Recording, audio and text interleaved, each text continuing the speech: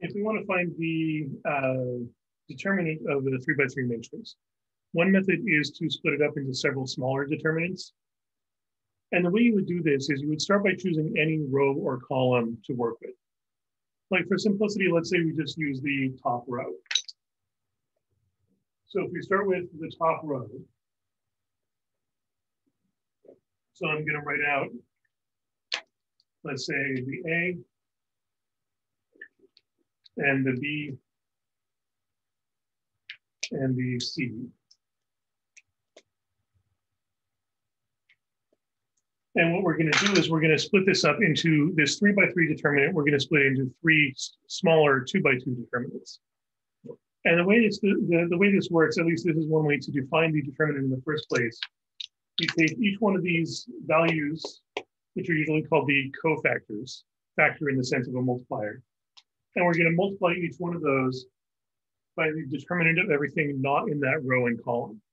So if you just cover up this column and this row, all that's left is EFHI.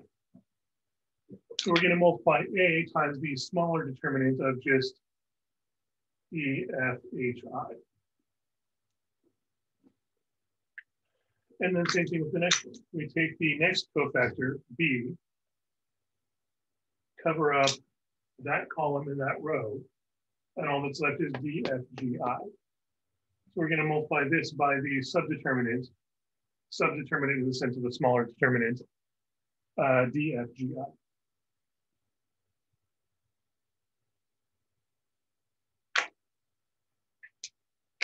And then lastly, we take the third one in that row, C, and multiply by everything not in that column in that row. So all that's left is DEGH.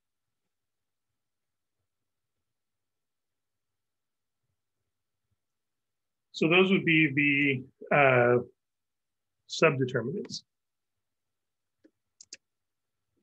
in the sense of smaller determinants contained within that large one. And then as far as sign is concerned, you alternate plus and minus. So we have positive, negative, positive.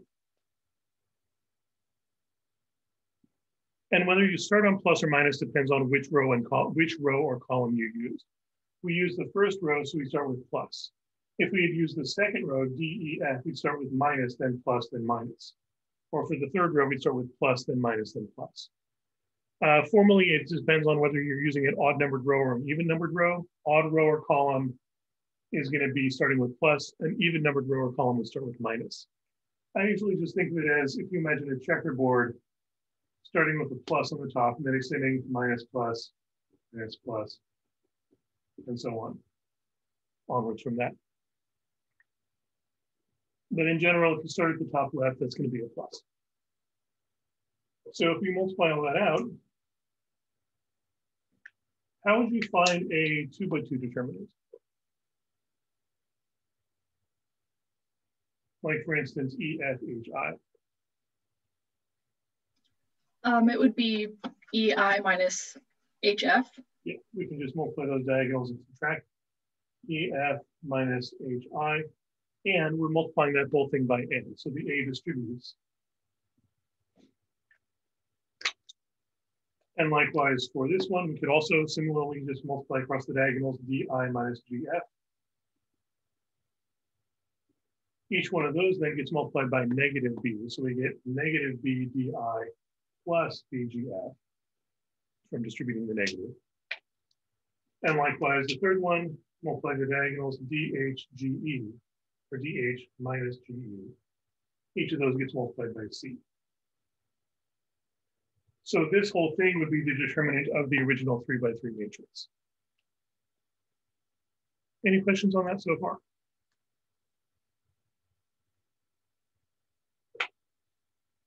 And this also ties in with the shortcut you mentioned with the diagonals. If you write out the whole matrix, and it's often useful to write another copy of at least the first couple of columns. If we take a look at the diagonals here, did we do that right?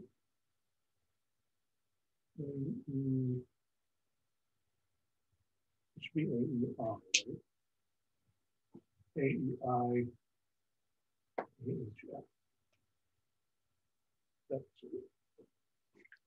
If we take a look at the diagonals, we've got AEI, that's this one. BFG, that's this one. CDH, that's this one. So the diagonals top left towards bottom right are the positive values, or the values that are added. And then the other direction diagonals, GEC, subtracted, AHF, subtracted, and BDI, subtracted. So the diagonal shortcut leads to the same result as this cofactor and subdeterminant method, just different ways of looking at it. However, the diagonal shortcut only works for 3 by 3. It doesn't apply to anything larger, whereas the cofactor and subdeterminant method applies no matter what size the matrix is, as long as it's square, of course. Any questions on that method so far?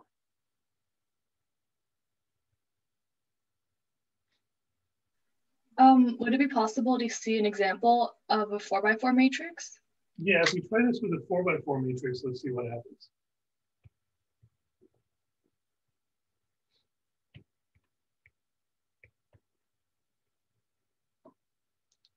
So let's say our matrix is 4 by 4, 16 entries.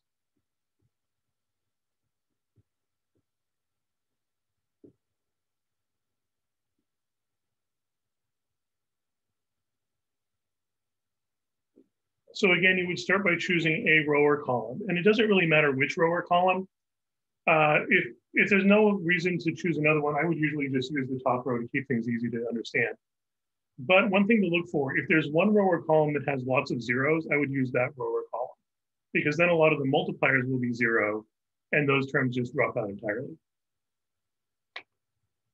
But in general, you would go through the same sort of approach. You take, let's say we use the second row just to switch things up, or maybe the second column. Let's say our second column is what we're using as the foundation for our cofactors. Something like that. So we take the first number in that column and multiply by the 3 by 3 subdeterminant of everything not in that row or column.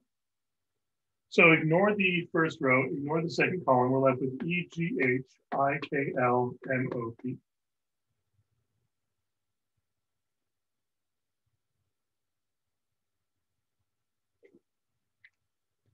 And then what would our next cofactor be? The next multiplier. It would be F.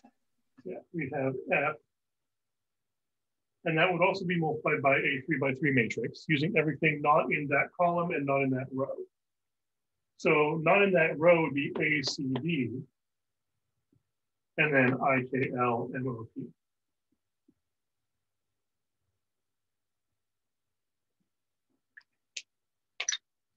And then we'd also have the next one.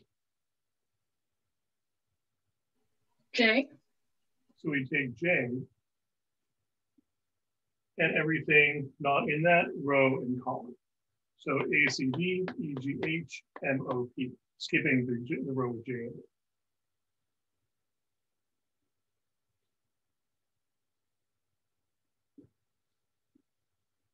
And note that these have a lot of rows in common. Like this, for instance, IKL and MOP show up in both of these matrices. ACD shows up in both of these. So they have a lot in common. And then lastly, we've got the N cofactor times the subdeterminant of everything not in that row and that column. So ACD, EGH, IKL.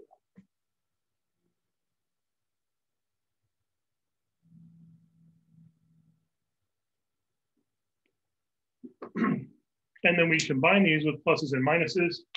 Since this is the second column, would we start with minus or plus?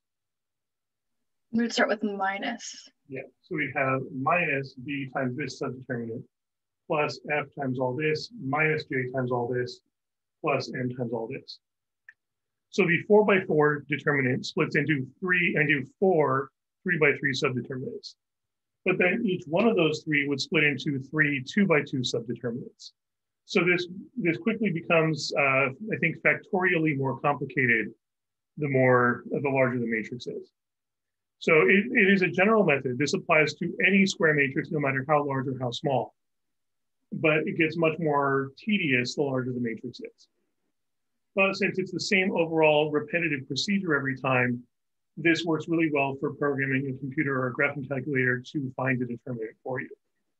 So you can set up a computer program to run this procedure over and over again. And this is basically just calling functions. When you tell it to find a 4x4 determinant, it would have to start by splitting that up into these 4 3x3 matrices, and then using the same program, the same function on each of those, which would be splitting each of those up into 3 2x2 matrices. And then maybe you just got a formula for a 2x2 determinant. Then multiply the subtract. So that makes sense, yeah. But yeah, that makes sense. Anything larger than 3x3, I would probably just plug into a graphing calculator or computer program. But it's good to know how it's set up by hand in case you need to work out anything that has variables in it. Because computer programs are great for finding determinants of matrices where you have all the numbers. But if there's variables in it, that can be more complicated. And again, if you have any rows or columns with lots of zeros, those are usually the ones you want to use as a foundation for the determinant. Because for instance, if it so happens that maybe J and N were both 0, then you don't even need to work out these 3x3 because you'd be multiplying them by 0 anyway, and those are just gone. So look for rows or columns that have lots of zeros and use those as the foundation. Any other questions on determinants in general?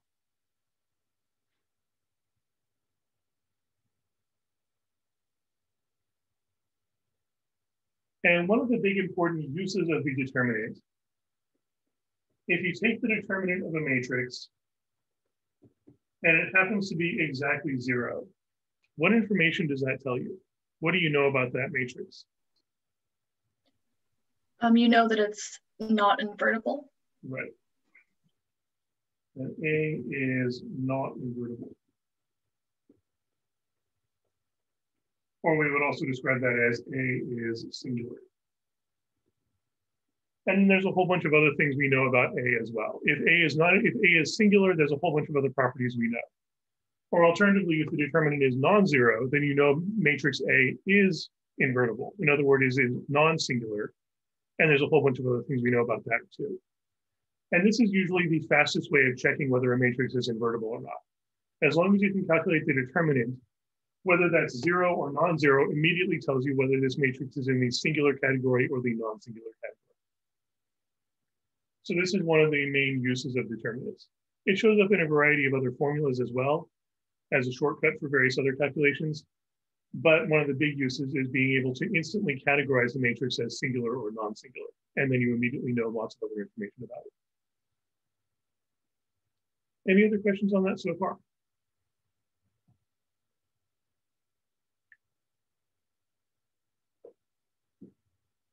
All right, then let's get into the idea of eigenvectors and eigenvalues as well, which uses determinants for something rather different.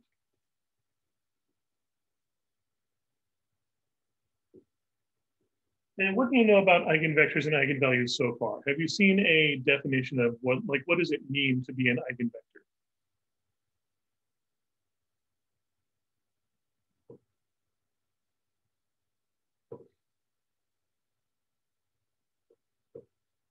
We haven't really gone over eigenvectors, just eigenvalues. You can't really have one of them without the other, though. They're tied together. I mean, so it's basically one idea. It's just that part of that idea we call eigenvalue and part of that idea we call eigenvector. But let's look into what exactly that means. First of all, we got to have a square matrix. Let's say A is a matrix whose dimensions are n by n. So a square matrix, maybe 2 by 2 or 3 by 3 or 4 by 4, some sort of matrix whose height and width are the same. If we multiply that matrix by a vector,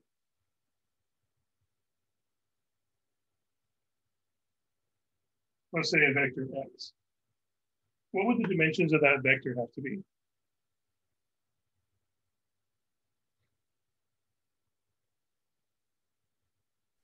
1 times n. Yeah, or I would say n by 1. The height would be n, the width would be 1, because the inner dimensions have to match up in order for it to even be possible. And then we're assuming it's a column vector, so just a single column with 1. And then the result of that, let's say vector y, is going to be what dimensions?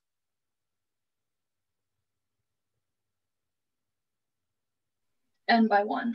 Yeah, it'll also be n by 1. The inner dimensions matching up tell you this is possible.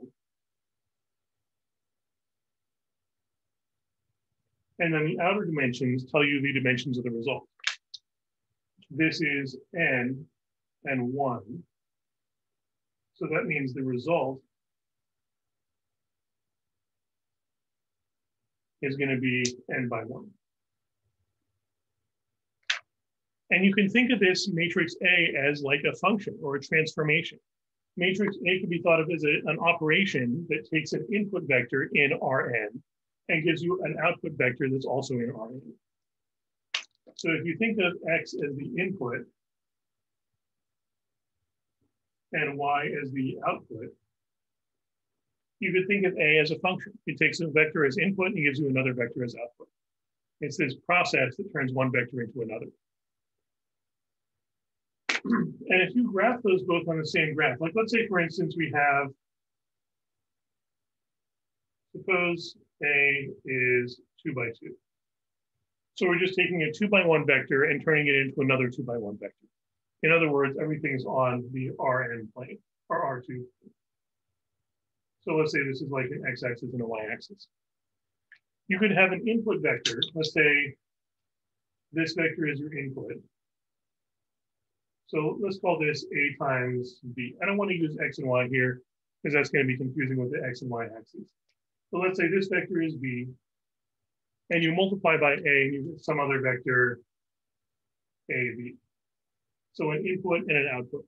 A takes one vector as input and gives you another vector as output. But sometimes, like in this case, we could have V is this magnitude in this direction, and then A times V, the output, is a different magnitude in a different direction. But it doesn't always have to be a different direction. In some cases, maybe you've got some input vector V, and the output vector is in the same direction. It's just a different length. So that's a possibility. Sometimes you apply the transformation A to an input, and the result happens to be in the same direction, parallel to the original vector. This is what we call an eigenvector. An eigenvector is a vector that, if used as input, produces an output that is parallel to the original vector.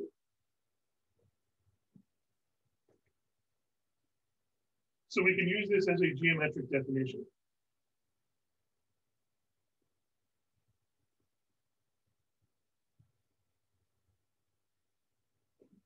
V is an eigenvector. Specifically, we would say an eigenvector of matrix A if the output is parallel to the input. If AV is parallel to V. And that could mean, a parallel could mean in the exact same direction or the exact opposite direction. Those would both count as eigenvectors. So this is a way to think about it geometrically. If you multiply this input vector by A and you get a new vector AV that is parallel to the original vector, then we would say that vector is an eigenvector of the matrix. But we can also write this algebraically.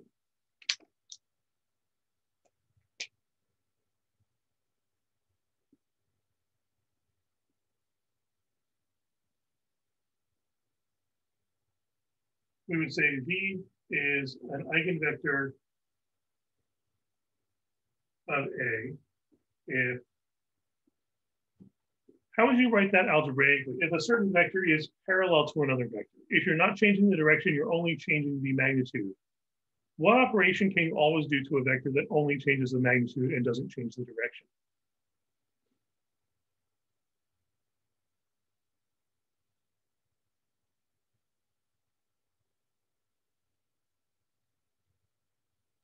Wouldn't that be multiplying by a scalar?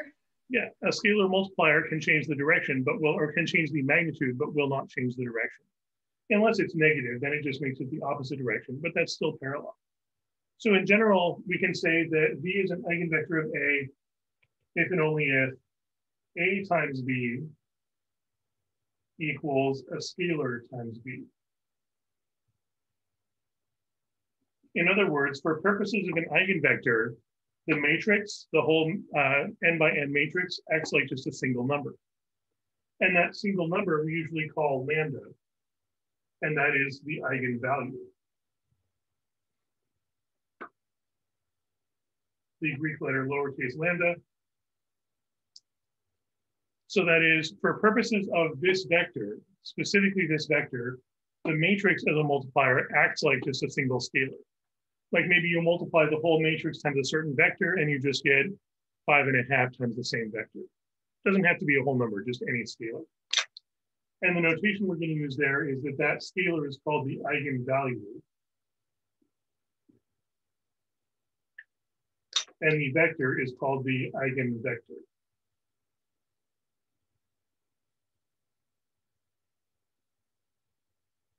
So an eigenvector algebraically can be thought of as a vector that if you multiply it by the matrix, you just get a scalar times that same eigenvector. And that scalar is called the eigenvalue. And this is tremendously useful in a lot of calculations because multiplying a matrix times a vector can be really complicated, but multiplying a scalar times a vector is tremendously easy. You just multiply every component in the vector by that one scalar. So if you can find a way to replace an entire matrix with just a single number, it's much easier to work with. And of course, it only works for that vector, and technically any multiple of that vector also. But it makes it much easier to work with that matrix if you can replace it with just a single number for certain purposes. So that's the definition of an eigenvector. Geometrically, it means a vector where the output is parallel to the input. Algebraically, it means a vector where the output is a scalar times the input. In other words, the matrix A acts like just a single scalar multiplier. Any questions on that so far?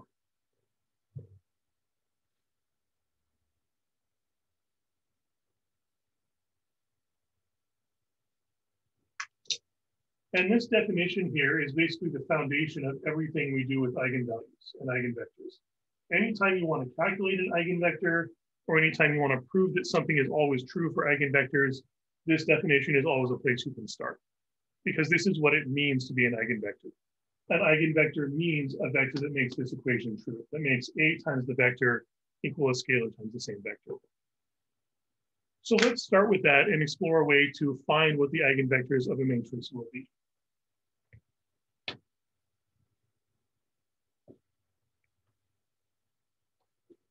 Let's say we have matrix A, and for simplicity, let's say this is a 2x2 matrix. In fact, let me actually pull up a matrix we can use here. Does that work?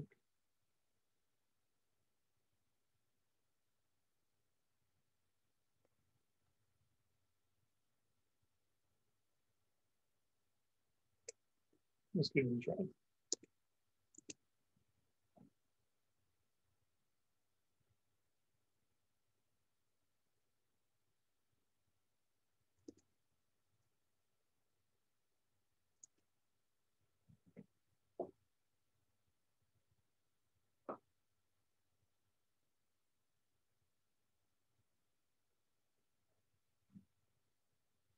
Actually, want to pull a different example. Might work better.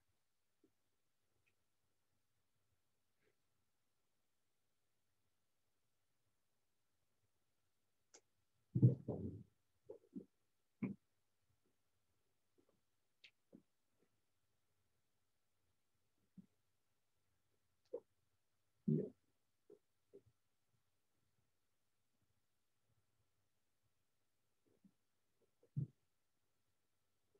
All right, so we want some vector where matrix A times this vector equals just a scalar times the original vector. And to find those vectors and those scalars, we can always start by just writing out this definition. So this is the foundation of everything we're going to be doing. But we can manipulate this algebraically before we even start using the numbers.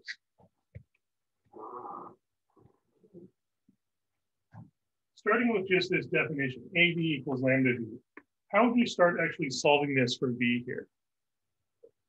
If you wanted to get V by itself on one side of the equation, what would you do?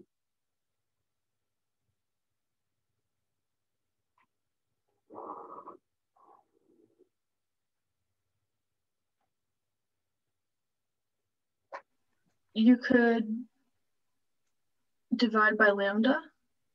We could, but the problem is that gets V by itself on one side, but we'd still have V on the other side as well. Oh. If you've got the variable you're looking for on both sides of the equation, like let's say you have something like 5x plus 2 equals 3x minus 9. In a situation like that, where you've got the variable you're looking for on both sides of the equation, what would probably be the first thing you should do? You would subtract one side so they're both on the same side of the equation. Yeah, exactly. We want to get all instances of that variable to one side of the equation. So let's start by subtracting lambda V from both sides.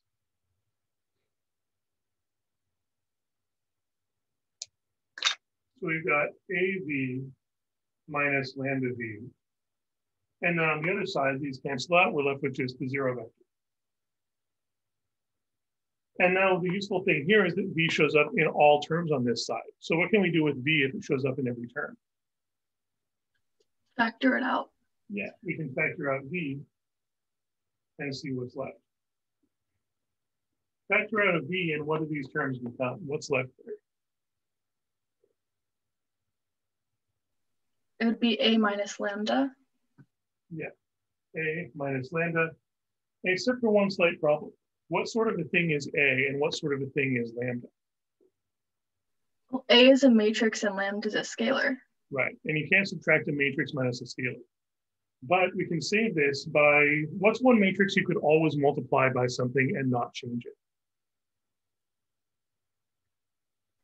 The identity matrix. Yeah, so let's throw in a times the identity matrix here. If I just put in, if I change lambda V to lambda times the identity matrix to V, now if I factor out V, I'm left with A minus lambda I. And lambda I is a matrix. And specifically, if A is 2 by 2, then we'd use the 2 by 2 identity matrix. We want them to be the same size. So now we have a matrix minus a matrix, and that actually works. And at this point, we now have a matrix times a vector equals 0. And let me rename this for a moment. Let's say for the moment, we just call this matrix M. We now have a matrix times a vector equals 0. Which really means we're just trying to find what subspace here. The null space of M. Exactly. The eigenvectors of A are really just the null space of this A minus lambda I matrix. So this now turns into a problem we've already seen before, finding the null space of a matrix. Of course, that relies on knowing what lambda is, and we don't have a value for lambda yet. But we can figure out the values of lambda that will work here based on one important idea. And that is that, well, how would you solve for V here? Like, let's say you have a matrix M. Is there any way you could isolate vector V here?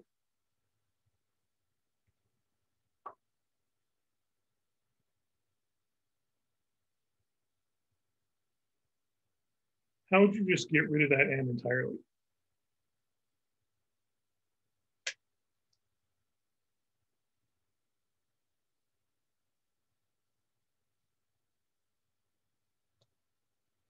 Is there any way to cancel out V times M? Well, couldn't you multiply by M inverse? Yeah, if we left multiply both sides by M inverse, then M inverse times M cancels out to the identity matrix. So we just get I times V, which is just V. And on the other side, what's M inverse times the 0 vector? Wouldn't that also be the 0 vector? Yeah, which means V equals 0 would be the only solution. And V equals 0 is a solution. It is technically an eigenvector, because if you go back to the original equation, A times the 0 vector is equal to lambda times the 0 vector. But that's not really very useful. The 0 vector works no matter what the matrix is, which means it doesn't really tell us anything useful about this particular matrix. This is the trivial solution. Trivial in the sense of, yes, it works, but it's not really the one we're looking for. We want to find what are the non-zero solutions, the non-trivial eigenvectors. And in order to get that, we've got to have some way of avoiding this conclusion that v equals 0 is the only solution. Is there any circumstance where we couldn't multiply both sides by m inverse to get the zero vector? If m was non-invertible. Right. So in order to get any non-trivial solutions, we have to assume that this matrix is non-invertible. That's really the keystone to this whole eigenvalue idea. We have to assume that a minus lambda I is non-invertible so as to guarantee that we get any non-trivial solutions. So let's try that. Let's assume that a minus lambda I is non-invertible.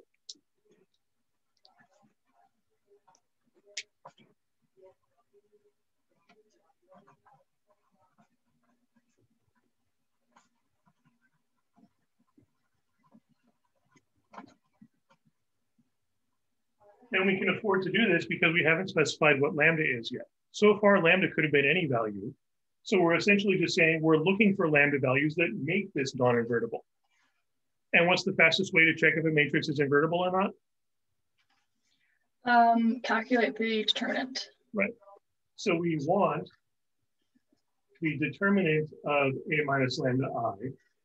And to make sure this is non-invertible, we specifically want this to equal 0.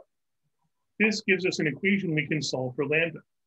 You write out a minus lambda I, the original matrix minus lambda I, take the determinant of that matrix and set it equal to 0. That gives you an equation that can be solved for lambda. Any solutions to that equation are the eigenvalues of the matrix.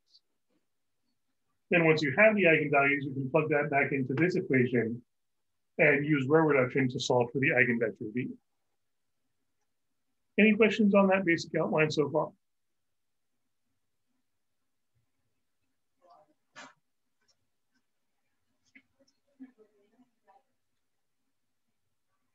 So let's try this out. We know we want to take the determinant of a minus lambda I. Let's try actually writing that out. A minus lambda I is going to be the A matrix minus, and what would lambda I look like? It would basically be the identity matrix, but it would have lambda instead of ones. Right. In other words, it's got lambdas on the main diagonal and zeros everywhere else, which means when we subtract a minus lambda I, we're really just subtracting lambda from everything on the main diagonal and keeping everything else exactly as it is. So that becomes, we just write out 2, -3, 1, -2, but then subtract lambda from everything on the main diagonal, but keep everything else the same. This is a minus lambda I. And what we want to do is take the determinant of that.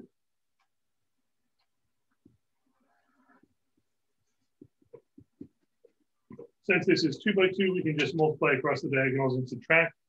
If it was larger, we'd probably want to use the subdeterminants method we were looking at earlier. But here we just multiply across the diagonals, 2 minus lambda times -2 minus lambda, minus 1 times -3. And if we multiply that out, we've got 2 times -2, -2 lambda plus 2 lambda cancel out. And then -1 times negative lambda. And then we also have, what else do we have? -3, so that's +3. So we end up with lambda squared -4 plus 3 is just lambda squared -1.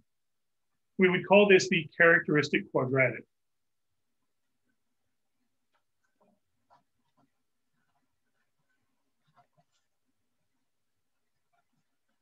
Or for a 3 by 3, we would end up with a cubic. So it would be the characteristic cubic.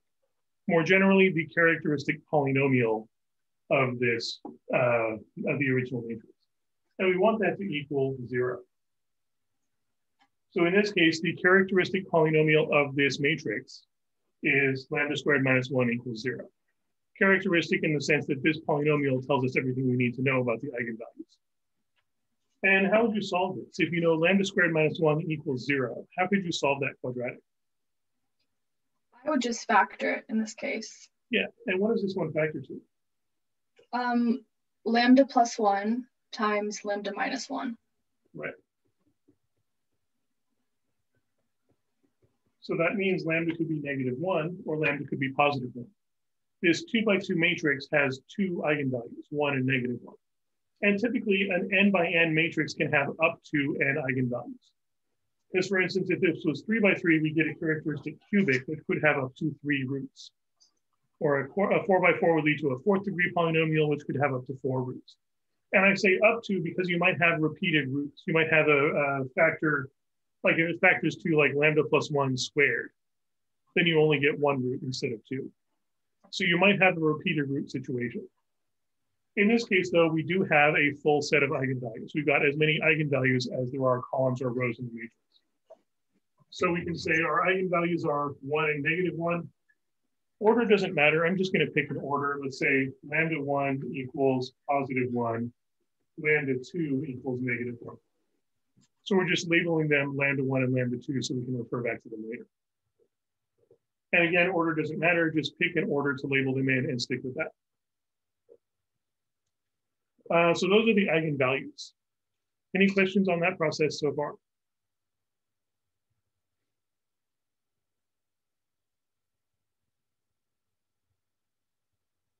And of course, in general, you don't have to go through this entire procedure every time you want to calculate eigenvalues. I would recommend going through these steps by hand a few times just to make sure you're familiar with why it works. But in general, if you just need to get the eigenvalues as quickly as possible, you can just write out this.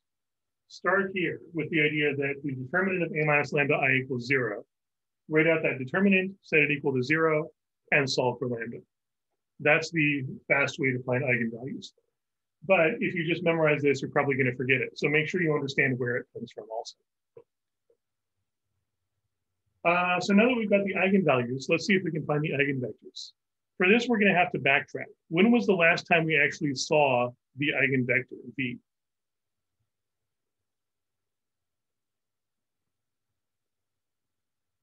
Because this, notice that the determinant we just wrote out doesn't actually have v in it. If you backtrack, when was the last time we actually saw v in our equations?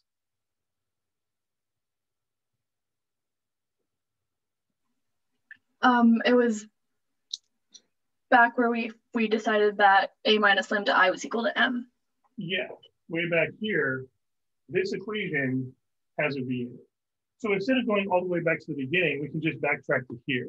We want to find a vector such that a minus lambda I times that vector is 0. In other words, as we talked about earlier, we're looking for the null space of a minus lambda I. And note that a null space is not just one vector. A null space has infinitely many vectors in it. So we should expect infinitely many eigenvectors. We're really just looking for a basis for that null space. And now that we have the eigenvalues, we can actually plug those in, one at a time, of course.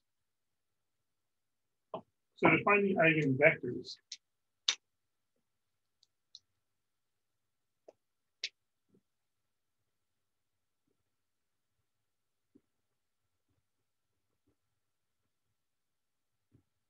let's say we start with lambda equals 1. If we plug that into a minus lambda I, and again, we're just subtracting lambda from everything on the main diagonal. So we're really just subtracting 1 from everything on the main diagonal. So 2, -3, 1, -2. We subtract 1, the eigenvalue, from everything on the main diagonal.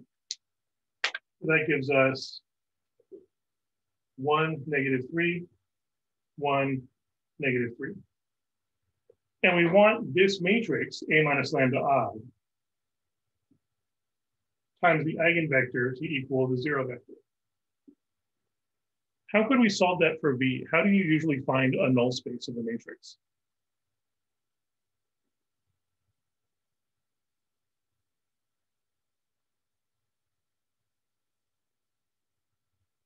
If you wanted to solve this equation for v.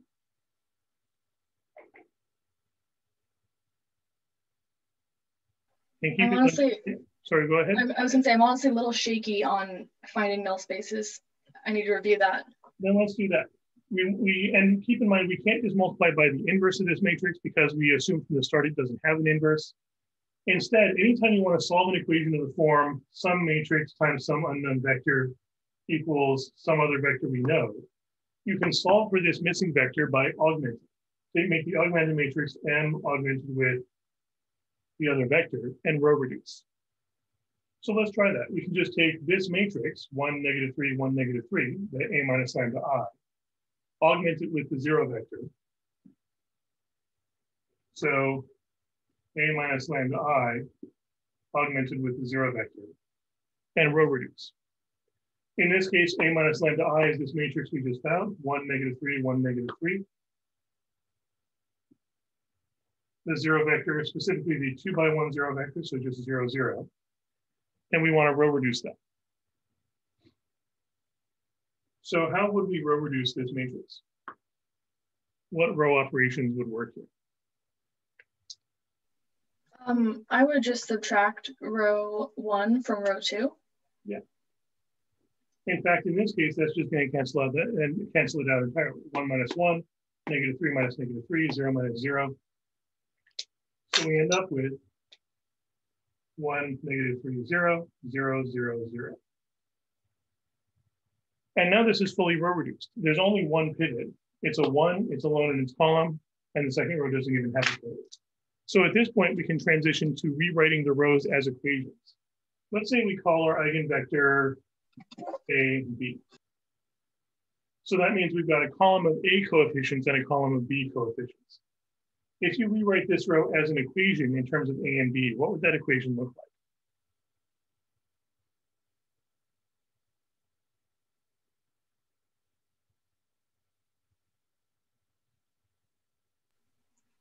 It would be A minus 3B is equal to 0. Right. And then we can solve for one of those variables in terms of the other. In this case, it would probably be easiest to solve for A, especially since that has a pivot in that column. So A is going to equal 3B. We can now make that substitution. Everywhere you see A, replace it with 3B. So we've taken our vector with 2 unknowns and rewritten it as a vector with only 1 unknown variable.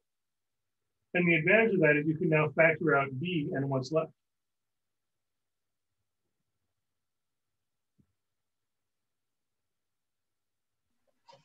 It would be, Yeah, 3, and then you can think of this as 1B, so just 3, 1. So that means 3, 1 is a null space, or it is a vector in the null space of A minus lambda I. And specifically, it would be considered a basis for the null space. Since every vector in the null space is 3, 1 times some constant, some scalar. And therefore, this is a basis for the eigenspace as well, the space of all eigenvectors associated with this eigenvalue. And B could be anything. Any scalar multiple of 3, 1 will be an eigenvector, but we just need to list it as 3, 1 with the implication that any multiple will also work. So that means the eigenvector, I'm going to call this V1, is 3, 1. And these are an associated pair. This eigenvalue and this eigenvector are tied together. That this eigenvector specifically works for this eigenvalue. It will not work for the other eigenvalue. For the other eigenvalue, you plug in -1 instead. So A minus -1I. In other words, you're subtracting -1 from everything on the main diagonal. So you get 3, -3, 1, -1, and row reduce that to find the vector V2. So you'd repeat the process to find V2. One of the big advantages of this, though, one of the nice things about eigenvectors is that once you get to the end, it's very easy to check your answer. We have an eigenvalue and an eigenvector. We can always go back to the original definition and try this out. You can always try multiplying A times V, the original matrix times the eigenvector, and verify that the result is the same as lambda times V. So let's try this out, just to verify this answer.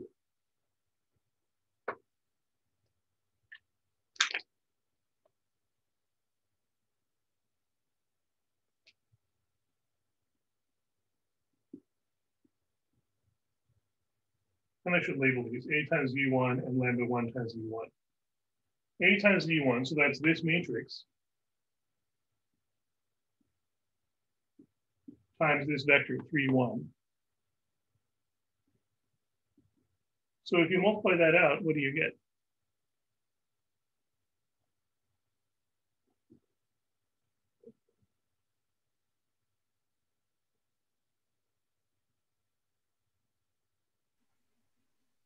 you would get on the top, it's 6 minus 3, which is 3. Mm-hmm. And on the bottom, it's 3 minus 2, which is 1. So that's the result of multiplying matrix A times our eigenvector. Whereas if we multiply the eigenvalue times the eigenvector, 1 times 3, 1. Of course, we just get 3, 1.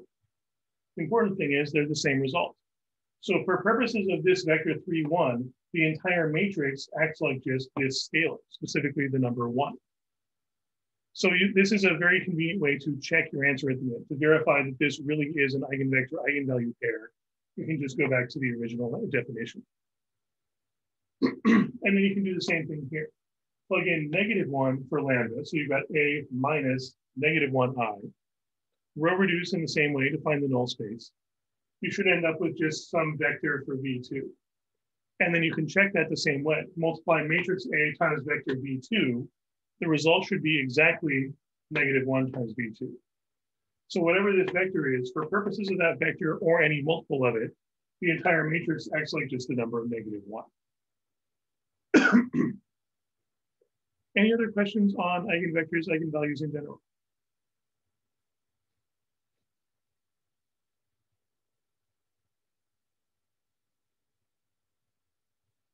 And then for larger matrices, it's the exact same process. You're still taking the determinant of A minus lambda I, setting it equal to 0. It's just that for the larger matrices, the determinant becomes more and more complicated, and you get the possibility of more and more solutions. So for instance, a 5 by 5 matrix, you would expect up to 5 eigenvalues because you get a characteristic 5th degree polynomial. And likewise, each one of those eigenvalues could have its own eigenvector associated with it. Any other questions?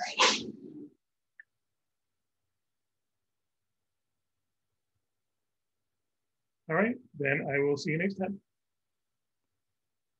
Thank you so much. You're welcome.